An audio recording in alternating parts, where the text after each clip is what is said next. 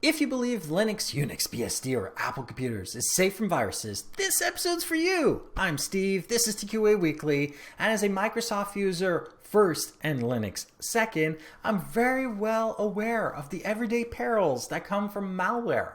However, other traditionally safer platforms are now the targets of bigger and bigger scales of attack by malicious groups who intend to infect more computers than ever before with malware campaigns that pass even modern and strict processes, one notably called notarization by Apple. The idea of a safer platform is an old one. It stems from two naturally occurring states. One, it is better because it's got better user permissions, so enhanced user permissions. It's got more patches, easier access to code. You can check more on the operating system. The other one is security by obscurity, which is like the stupidest way to protect a computer. But if you think about it, if only 6 people use your operating system, it could be the worst criminally programmed thing on the planet. Nobody's interested in hacking you. So obviously we got actually better and safer because no one knows what it is or doesn't think it's worth it.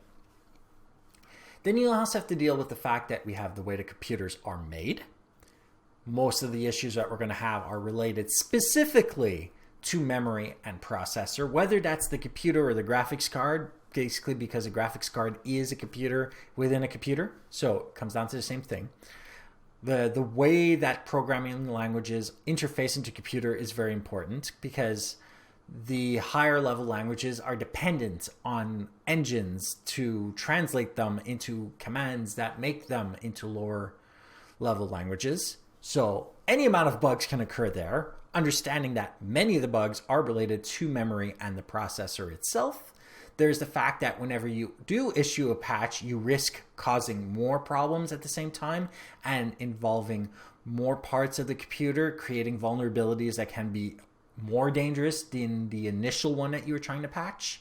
Then there's also the fact that most of the problems related to computers are related to one specific vector, the user, their behavior, which is actually the problem in many cases. You see, if you're using Windows and you already know about viruses and whatever, and you're already careful, even with an operating system that is supposedly more dangerous than Linux, Unix, BSD, Apple, and whatever, you already know it's dangerous. You might actually act in a way that's beneficial to you because you are more likely to be safer than those users.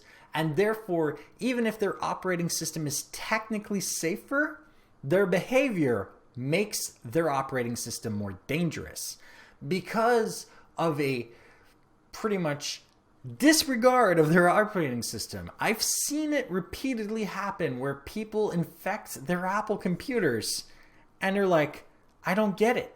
Apple says it's malware free, despite the fact that they haven't said that for almost a decade, more specifically 7 years. But we are nearing on a decade since Apple has actually put in any commercial that they are virus free. Why? Because they are not.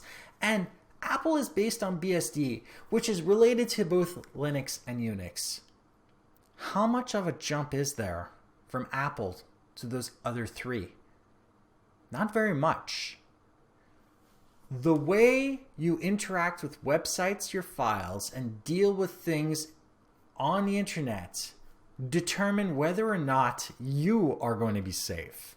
You can use a safer app platform, but are you actually safer on the internet? That is the question. If you believe Linux, Unix, BSD, or Apple computers is safe from viruses, they're not. What will make them safer is your behavior online. So, again, just like those that I say, those comments I say for Windows users, make sure that you scan everything you download, don't visit stupid websites that are untrustworthy, and of course, always update your computer. Because at the end of the day, everything is going to be on you. Your computer, your device, your own security. Just because it's safer doesn't mean that you are in fact safe on the internet. Just keep that one in mind. Like if you like it, dislike it if you didn't, share with those you think can benefit from this, and don't forget to subscribe. And if you have any questions, comments, suggestions for topics, email me at ask@tqaweekly.com or go to my website, tqaweekly.com, for things such as the show notes to this episode, past others, find other ways of subscribing, and of course, use the contact form to email me directly. And if you want to see me play video games such as Borderlands 3, Metro Exodus, and others, go to twitch.tv/zaxis1981, where I play 3 or more times a week. Thank you for watching, and good night.